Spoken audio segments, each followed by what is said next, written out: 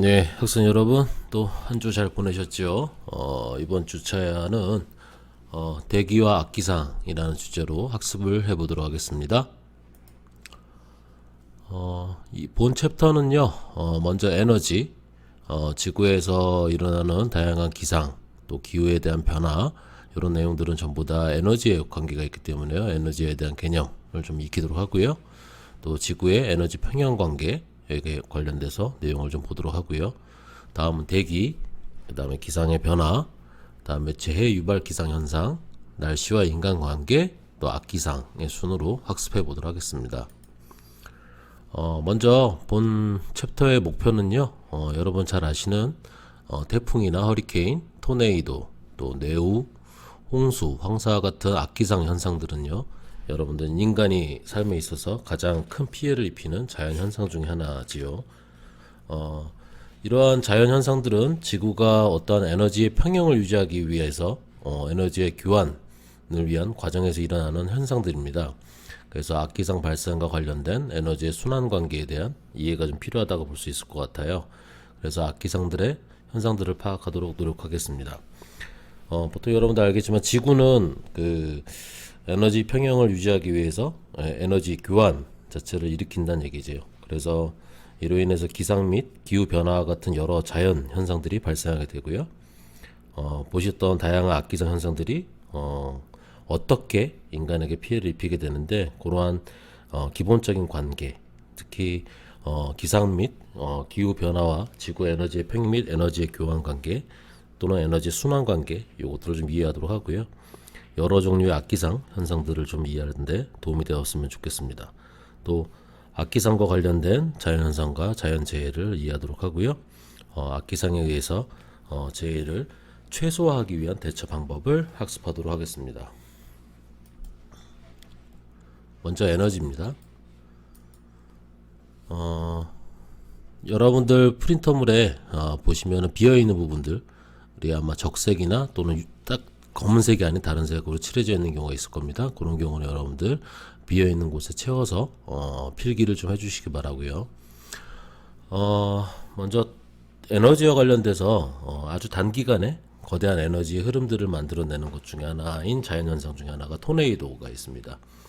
미국에 살고 있는 중부 지역에 살고 있는 거주민들에게는 눈보라나 열에 의한 파동 현상, 열파라고 하는데요. 그 열파보다도 토네이도가 더 두려운 존재입니다. 1925년도 3월 18일에 역사상 가장 최대 규모의 토네이도가 발생이 됩니다. 내용을 잠깐 보시면은요, 그림과 같습니다. 이렇게 미주리주하고 일리노이주, 그 다음에 켄터키주, 이렇게 세 개의 주를 이렇게 그림에 보시면은 이동을 하면서 토네이도가 전체적으로 이동을 하는데요. 단 3시간 반 동안 역사상 가장 큰 인명피해와 재산 손실을 입히게 됩니다. 이 토네이도는 평균 폭 자체가요 1.2km, 그러니까 1200m 정도의 폭을 거졌고요. 한 50km 거리를 이동을 했습니다. 그래서 피해주는 면적은 약 425제곱미터 의 면적을 휩쓰게 됩니다.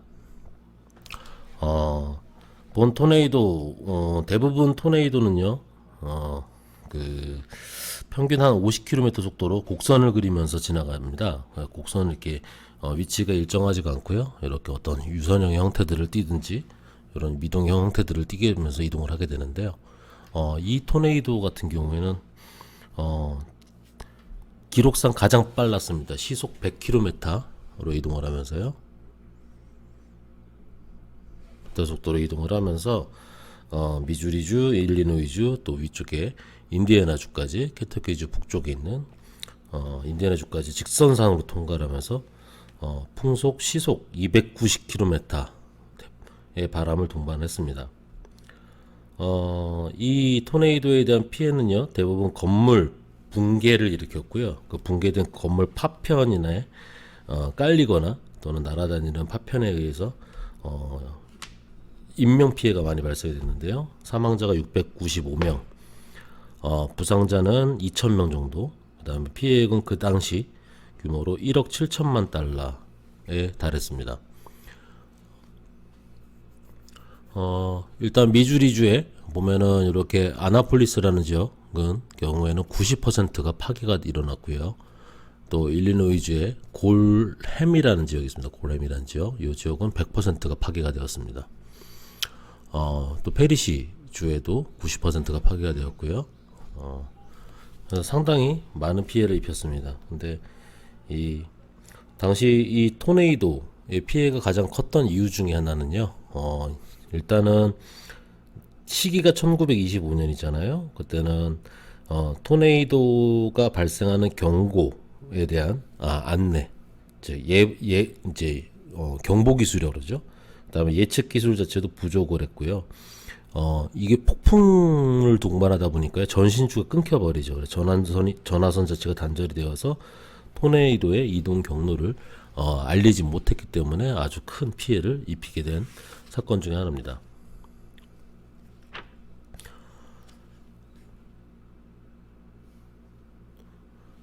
이렇듯 어떠한 악기상, 즉 혹독한 기상 현상을 이해하기 위해서는요, 에너지의 개념을 좀 알고 있으셔야 됩니다. 에너지는 다른 말로 힘, force라고 하죠. 힘으로써 표현할 수 있고요. 힘의 단위로서는 뭐 공대계열 학생들은 좀 알겠습니다만 비공대 계열 친구들은 잘 모를 수도 있는데요. 힘의 단위는 뉴턴이라는 단위를 씁니다. 뉴턴이라는 단위를 쓴다. 힘의 단위 이 1뉴턴이라는 거는요, 정의가 어떻게 되냐면 1kg의 물체 자체를요,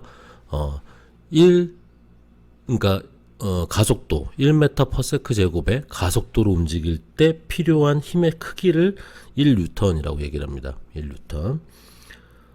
특히 이러한 힘의 단위를 힘이 어떤 물체에 적용을 할 때 물체가 어떤 주어진 힘의 방향으로 주어진 거리를 이동한 것을 어떤 일로서 표현하는데, 이거는 줄이라는 말로 표현한다. 줄.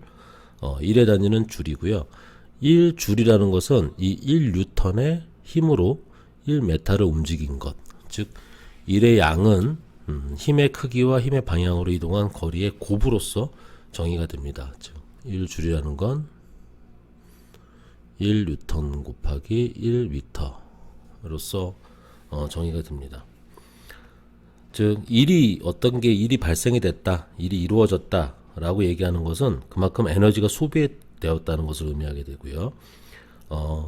예를 들어서 이 줄의 이 악기상의 힘의 크기가 어느 정도 해당되냐면, 뇌우 있죠, 뇌우. 천둥번개 치는 거. 이런 경우에는 약 10조 줄에 해당되는 일의 양을 소비한다고 합니다. 보통 계산을 해보면. 그래서 또 이 뇌우보다 더 강력한 힘을 가진 허리케인 있죠. 허리케인은 이보다 10만 배 정도 일의 양을 소비를 한다라고 이야기를 하고 있습니다. 어마어마한 양의 크기인 거죠. 자, 그 다음은 일률인데요. 일률은 그 정해져 있는 단위 시간당 얼마의 비율로서 일이 이루어졌는가를 나타내는 것인데요. 단위로서는 와트라는 말을 씁니다. 이거를 일률이라고 그러고요. 일률의 단위는 와트인, 와트는 지구가 보통 그 에너지를 소비하는 소비량을 표기를 할 때 쓸 때는 이 와트라는 일률의 단위를 쓰는데요. 보통 워낙에 에너지 양이 크다 보니까 표현하는 단위를 1테라와트라는 말을 씁니다. 1테라와트. 지금처럼요. 테라와트라는 말을 씁니다. 1테라와트는 1조 와트를 의미한다고 보시면 됩니다. 여러분들 뭐 잘 아시겠지만 10의 제곱, 10의 3승은 그 다음에 10의 3승은 밀리라고 그러고요. 10의 6승은 기가라고 하죠. 10의 9승은 테라라고 합니다. 그죠? 테라. 자, 1테라와트가 1조 와트이기 때문에요. 보통 매년 이 지구상의 인간이 소비하는 에너지의 양의 크기들은 물론 인구의 증감에 따라서 변화가 있겠습니다만 13테라와트 정도가 인간이 소비하는 에너지의 양이랍니다. 그러면은 지구에 흡수되는 에너지의 양은 얼마일까요? 매년 지구 표면에 입사되는 태양 에너지의 크기는 12만 테라와트입니다. 12만 테라와트. 12만 곱하기 10의 4승 테라와트 정도가 된다고 합니다. 이 태양 에너지의 크기로서 지구를 데우고 물도 증발도 시키고요. 그 다음에 대기 중에 온도 차이를 발생시키는 원동력으로서 작용을 하게 됩니다. 결국은 에너지 싸움이죠. 지구에서 발생될 수 있는 다양한 현상들, 여러 가지 현상들은요, 보통 삼라만상이라고 그러죠. 이 삼라만상은 다 에너지의 흐름들입니다. 에너지 관계로서 정의가 되고요. 에너지는 크게 위치 에너지, 운동 에너지, 열 에너지로서 구분할 수 있겠습니다. 위치 에너지는요, 물체가 위치하고 있는 것에 따라 정해지는 에너지입니다. 뭐 예를 들어서 높은 곳에서 위치하고 있으면 걔가 떨어지려고 하는 중력에 의한 힘을 또 가지게 되죠. 그때 발생할 수 있는 크기의 에너지가 위치 에너지라고 볼 수 있을 거고요. 운동 에너지는 운동하고 있는 물체 자체가 가지고 있는 에너지를 의미합니다. 뭐 예를 들어서 아까 말씀드린 것처럼 높이 올려져 있는 선반 위에 놓인 책은 일단은 고정된 상태에서는 위치 에너지만을 갖게 되지만 책이 선반에서 떨어지게 되면 위치 에너지를 잃어버리면서 운동 에너지를 얻게 되죠. 그죠? 또 이 기상과 관련된 또 기후 변화와 관련된 내용들은요, 특히 열 에너지하고 연결되어 있습니다. 열 에너지는 어떤 물체가 가지고 있는 내부의 원자 또는 분자 자체가요, 무질서하게 움직이면서 발생할 수 있는 에너지를 얘기합니다. 그래서 크게 열 에너지는 두 가지로 나눠지는데요, 감열과 잡열로서 구분할 수 있습니다. 이 감열이라는 건요, 우리가 측정하는 거죠. 요즘에 코로나 때문에 여러분들 이제 체온 측정하는 거 많이 하시죠. 그때 그런 것이 여러분들 몸에서 발생할 수 있는 열 에너지를 온도계를 통해 측정할 수 있는, 느낄 수 있는, 즉 센서블 할 수 있는 히트를 감열이라고 합니다. 반대로 이 잡열이라고 하는 부분들은 물체가 상변화를 할 때 흡수하거나 방출되는 열을 얘기합니다. 상변화를 할 때.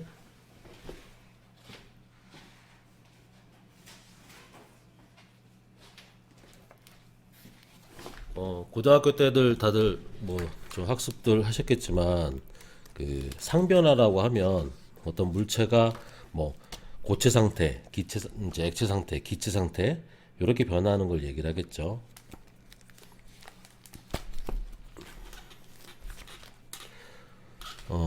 보통 뭐 잠깐 하나 이야기를 좀 추가적으로 드리자 그러면 이렇게 되겠네요. 물체의 상변화라고 얘기하는 거는 우리가 크게 물체의 상은 고체와 액체와 기체로서 상태를 표현하죠. 그래서 우리가 고체 상태가 예를 들어 얼음이 얼어 있는 게 이렇게 이제 물로 변하게 녹는 거를 우리가 뭐라고 하죠, 보통? 이거를 융해라고 얘기합니다. 융해라고 하고요. 이 액체가 열 에너지를 더 받게 되면 뭐가 되죠? 기체화되면서요. 이거를 기화라고 하죠.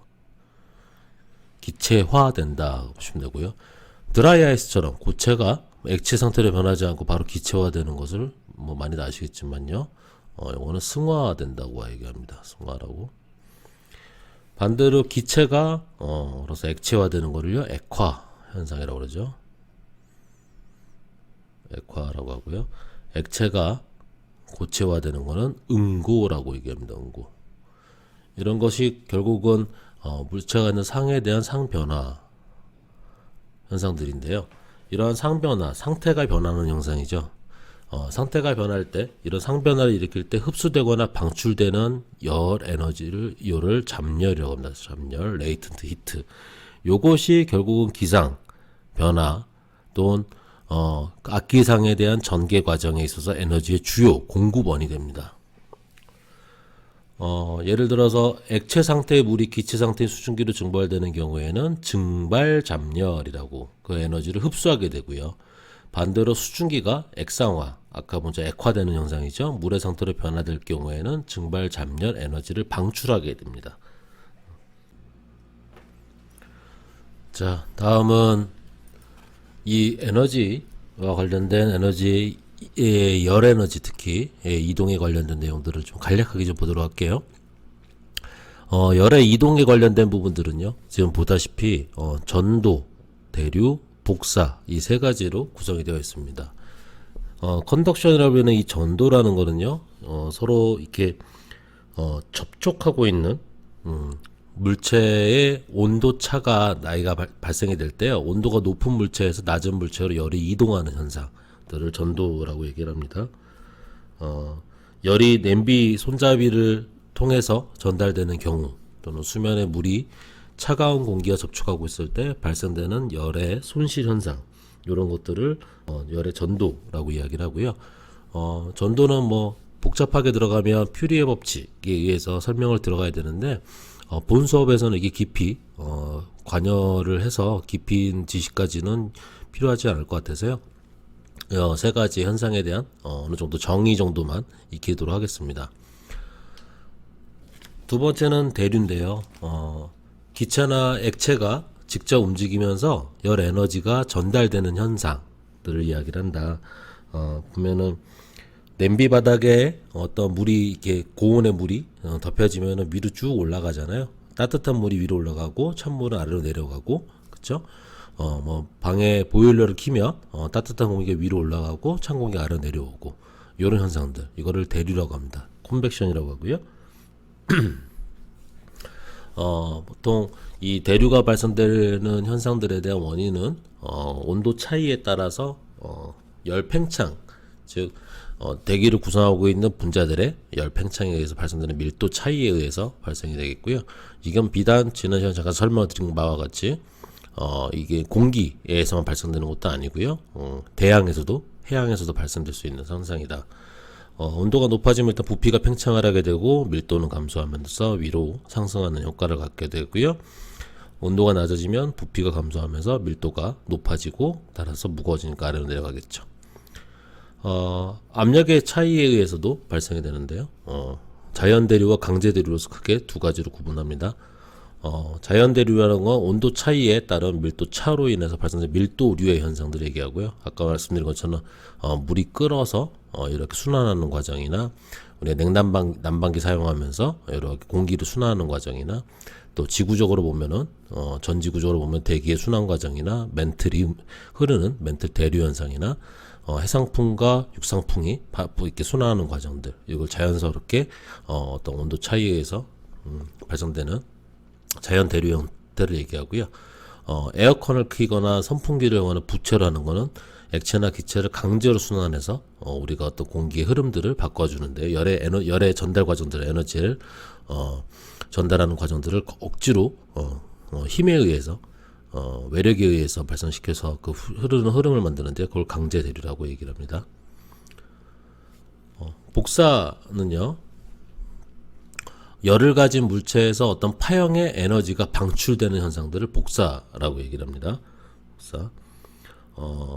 이제 보통 복사에 의해서 열 전달은 전자기파라고 얘기하는, 우리가 이제 여러분들 X선도 아실 거고 가시광선 영역도 아실 거고, 근데 그런 것도 전부 다 에너지의 파장을 파의 길이에 따라서 구분을 해놓죠. 그걸 전자기파 스펙트럼이라고 하는데요. 전자기파 스펙트럼에 의해서 구분을 시켰습니다. 전파나 마이크로파, 적외선, 가시광선, 자외선인데 못하네요. X선, 감마선 등등이 있고요. 이런 복사 전자기파에 의해서 전달되는 에너지를 복사 에너지라고 합니다. 보통 적외선에 적용되는 보통 열 복사라고 하는 거는요, 열이 매질이라는 것, 즉 열을 전달할 수 있는 어떤 매개체 같은 걸 통하지 않고요, 열의 복사선, 즉 전자기파에 의해서 열 에너지가 전달되는 것을 열 복사라고 합니다. 온도가 높을수록 에너지가 큰 복사 에너지가 발출이 되고요, 즉 파장이 짧은 열 복사선은 많이 방출하는 그런 현상들을 갖게 됩니다. 간단하게 설명하면 이제 이렇게 우리 예를 들어서 가스레인지가 있다고 합시다. 가스레인지 밸브가 이렇게 있고 가스가 쭉 이렇게 이제 불이 나오죠. 불이 나오고 여기 냄비가 이렇게 올려지잖아요. 냄비에 이제 물이 이렇게 찰랑찰랑 있고 손잡이가 이렇게 있으면 제일 첫 번째로 이 먼저 전달되는 거는 이 가스를 우리가 연료를 태우면서 여기에서 불이 확 올라오죠. 확 올라오면서 여기서 에너지가 전달이 되죠. 이게 뭘까요? 복사일까요? 전도일까요? 대류일까요? 그렇죠. 복사 에너지가 파형 형태들로 쭉 하고 전달되죠. 그죠? 어떤 매개체가 없이 중간에 이 전달해 주려고 하는 어떤 그 매질 자체가 따로 존재하지 않죠. 없이 직접적으로 열 에너지가 어떤 파열 형태도 전달이 되겠고요. 물이 이제 덮여지죠. 물이 덮여지면서 물도 덮여지고 냄비도 덮여지죠. 이 매질이 덮여지면서 이제 뭐 예를 들어서 이게 양은 냄비라고 그러면 손잡이가 뜨거워지잖아요. 그죠? 이 복사 에너지 받아서 얘가 뜨거워졌어요. 그러면 이게 뭐예요? 전도라고 하죠. 전도. 다음에 물이 펄펄 끓으면서 뜨거운 물이 위로 올라가고요. 그죠? 찬물을 아래 내려오게 되면 순환 과정을 거치죠. 이게 뭐죠? 그렇죠. 이게 대류 현상인 거죠. 쉽게 얘기해서 대류 현상이고. 자, 그러면 여기서만 끝이느냐? 그게 아니라 물이 끓으면 또 우리가 위에다 손을 얹어보면 뜨겁잖아요. 여기서 뭐가 쭉 하고 올라오죠. 그죠? 이렇게 올라오는 에너지가 이제 잡열이라는 에너지인 거죠. 잡열. 상변화에 의해서 즉 액상 상태에 물이 끓어서 기체화되면서 에너지가 또 전달되는 과정들을 갖게 되죠. 이런 걸 잡열이라고 합니다. 두 번째는 이제 지구의 에너지 평형에 대해서 이야기를 좀 해보도록 할게요. 태양 에너지, 여러분들 뭐 지구가 받는 외부 에너지로서 태양으로부터 복사된 에너지가 우주 공간으로 방출되기까지 지구의 대기, 해양, 육지, 생물에 영향을 미치게 되는데요. 보통 태양은 크기가 지구의 한 109배 정도 되죠. 109배 정도라고 또 얘기하고요. 태양이 지구가 이만하면 109개 정도 크고요. 질량 자체가 33만 배 정도 가지고 있는 큰 항성이라고 하죠. 항성이라 하면 보통 우리가 행성과도 다르게요. 항성이라 하면 자신의 에너지에 의해서 빛이 나고 있는 별을 항성이라고 하죠. 어떤 행성이라고 하는 우리가 보통 별이라고 얘기하는 거는요. 이런 항성으로부터 발사되는 에너지가 반사돼서 나와서 되는 것을 별이라고 얘기하고요. 지구는 약 태양에서부터 한 1억 5천만 킬로미터 정도 떨어진 곳에 위치하고 있고 절대 온도 아시죠? 보통 273.15 도시라고 보통 얘기하는데요. 요게 절대 온도 켈빈 온도라고 얘기하는 절대 온도를 얘기하고요. 절대 온도로는 약 6천 켈빈 온도를 정도 갖고 있습니다. 태양의 표면 온도 자체가요. 그래서 지구가 태양으로서 받는 에너지 자체가 되게 막대한 에너지를 갖게 됩니다. 이러한 과정에서 이제 에너지가 서로 들어오고요. 입사가 되고 반사가 되거나 또는 복사가 되거나 이런 에너지들이 서로 순환 과정을 갖게 되는데 이것을 어떤 입사된 에너지와 반사되는 에너지들의 입출입이 서로 평형을 이루게 되는 과정을 거치게 됩니다. 그래서 이게 보존되는데 그거를 지구의 에너지 평형이라고 보통 이야기를 합니다. 일단은 아주 적은 양의 태양 에너지만 지구로 들어오지만요. 이 에너지만으로도 지구 생명체가 살아가는데 충분하게 작동을 하고 있고요. 물의 순환 과정이나 또는 파도가 발생이 되거나 해류가 흐르거나 대기의 순환 등에 대한 원동력이 되는 에너지원으로서 충분하다고 얘기합니다. 이런 에너지들을 통해서 지표의 대부분 에너지들이 이제 흡수가 되는데요. 지표 흡수된 에너지가 이제 가지는 지열 자체는 양이 크진 않습니다만 이 에너지만으로도 암석판이 움직이기도 하고요. 지각판이 변동을 되면서 화산이나 지진 발생의 원인으로서 작용하기도 합니다.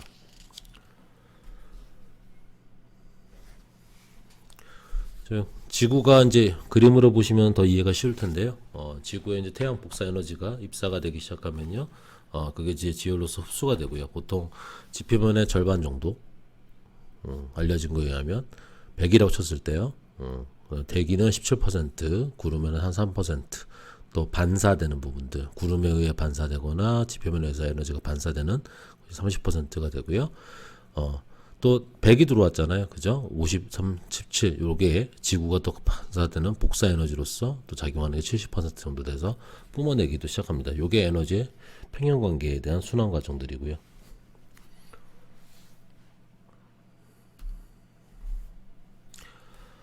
특히 이제 에너지 이들은 아까 말씀드린 전자기파 스펙트럼이라고 불리는 전자기파의 모든 파장을 모아놓은 거를 전자기파 스펙트럼이라고 얘기를 하는데요. 아주 거대한 긴 파장에 해당되는 라디오파로부터 아주 짧은 초단파장인 X선과 감마선으로도 구분이 되어 있고요. 이 중에서 적의 영역은 지구의 온난화 또 자외선에 해당되는 이 영역은요, 오존층 파괴하고 기후하고는 직접적 연관이 있지요.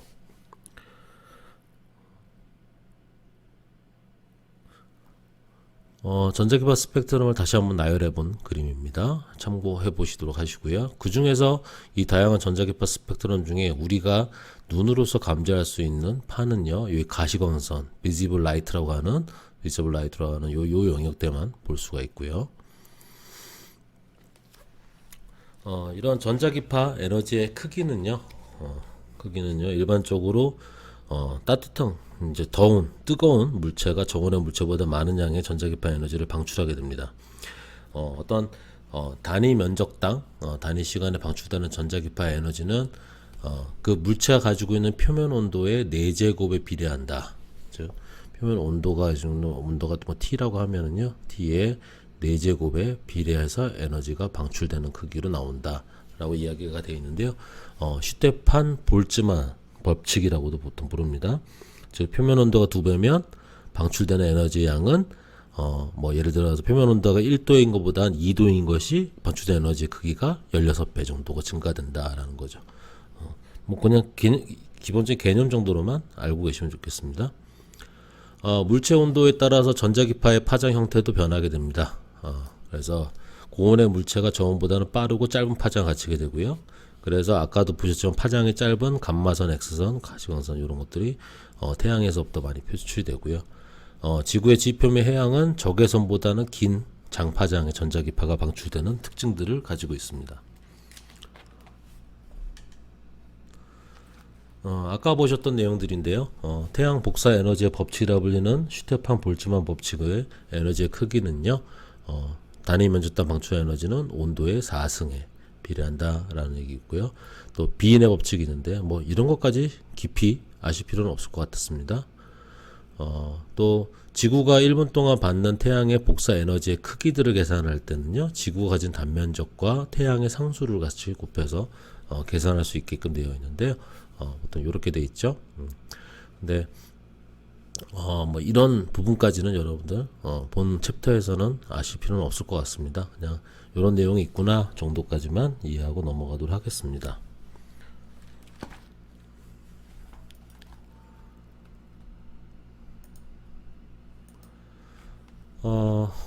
보통 우리가 이제 지구 표면을 보면요, 여러 지표가 있으면 지구 표면가 있고 태양이 있죠.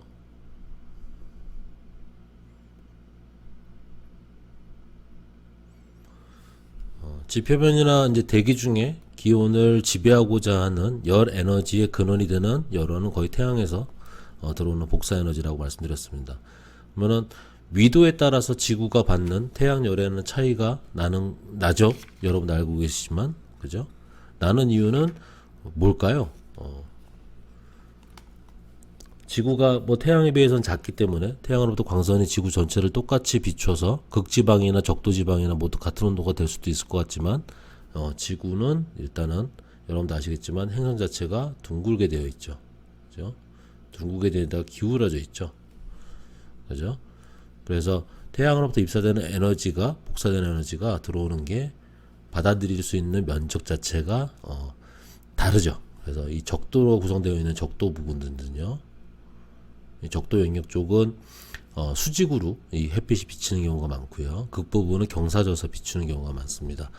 즉 동일한 직격의 어떤 속의 빈 원통을 통과한 태양 광선이요, 이렇게 지표면에 도달을 하면서 이제 들어오는 에너지의 크기가 서로 예를 들어서 똑같은 에너지들이 이렇게 들어오게 되면요, 간격이 똑같다고 합시다. 예를 들어 에너지가 입사되는 간격이 똑같다고 했을 때 얘가 동일하게 면적이 받아들이는 여기하고 들어오는 크기가 서로, 에너지 크기가 서로 다르죠. 즉 열량의 차이가 발생한다는 얘기입니다. 따라서 같은 양의 태양빛이 넓은 면적에 퍼지는 거하고 좁은 면적에 퍼지는 거하고 돼서 빛의 양이 서로 감소한다. 즉 열 에너지가 감소하기 때문에요. 적도지방은 덥고 극지방으로 갈수록 추운 것이라는 건 여러분들이 기본적으로 상식으로 알고 계실 거고요. 다음에 중위도와 같은 지방에서는 또 여름과 겨울에 기온차가 발생이 되죠. 그런 이유 중에 하나는 지금 설명하는 똑같아요. 계절에 따라서 태양 고도가 서로 달라지죠. 우리가 그죠? 지구가 공전을 하고 있기 때문에 그거 문제입니다. 그래서 보통 집 살 때 남양집 같은 거 살 때 보면요, 여름에 햇볕이 방 안에 거의 이제 잘 들어오게끔 깊숙하게 이제 그 남양집이라고 얘기하는 게 보통 보면은 여름에 햇빛이 집에 막 들어오게끔 하는 게 아니라 겨울에 방 안 깊숙이 들어올 수 있게끔 배치를 시키는데요. 그래서 여름에는 좀 약간 시원하면서 겨울에는 따뜻하게 유지될 수 있게끔 하는 방법 중에 하나 있고요. 또 광선이 이제 수직으로 공기층을 통과를 할 때요. 이렇게 대기의 공기층을 이렇게 통과를 하잖아요. 공기층이 있으면 공기층을 통과할 때 비스듬히 통과할 때 공기층을 통과해 지표면까지 도달하는데 거리 차이가 발생이 됩니다. 즉 태양 고도가 높은 여름보다 태양 고도가 낮은 겨울에 태양 빛이 대기 중에 통과하는 길이가 길게 되니까요. 아까 대기 흡수되는 크기가 조금 더 길게 되겠죠. 그래서 대기층 내에 흡수되는 에너지가 많기 때문에 지표면에 도달되는 열량 자체가 줄기 때문에 겨울철은 그다지 올라가지 않게 되는 그런 차이도 있고요. 또 여름과 겨울의 일조 시간의 차이도 있습니다. 태양의 지표면선에 머무는 시간 여름이 길고 겨울이 짧죠. 그래서 보통 우리가 동지하고 하지 이렇게 나눠지잖아요. 그죠? 하지로 구분을 하는데 동지와 하지의 서울 같은 경우에 낮의 길이를 보면요. 동지는 보통 서울 같은 경우는 해 뜨는 시간이 7시 뭐 한 44분 평균 되고요. 해 지는 시간이 이제 17시 한 17분 정도 되는데요. 이 시간 차이를 계산해 보면 한 9시간 33분 정도 나옵니다. 근데 하지의 경우에는요, 해돋이가 보통 5시 11분, 그리고 해지는 시간이 뭐 7시, 저녁 7시 57분으로 서울은 보통 이렇게 구분이 되어 있어요. 낮 시간이, 그러니까 햇빛의 일조량을 받을 수 있는 시간이 14시간 46분이나 되는 거죠. 그러니까 요거와 요거 상대적으로 5시간 이상 차이가 나잖아요. 그죠? 그러다 보니까 겨울철이나 비해서 여름철에 들어오는 일사 에너지가 훨씬 더 크다라는 걸 상식적으로 알고 계시지만 다시 한번 설명을 드립니다. 자, 이어서 대기에 대한 내용들은 조금 쉬는 시간 가졌다가 진행하도록 하겠습니다.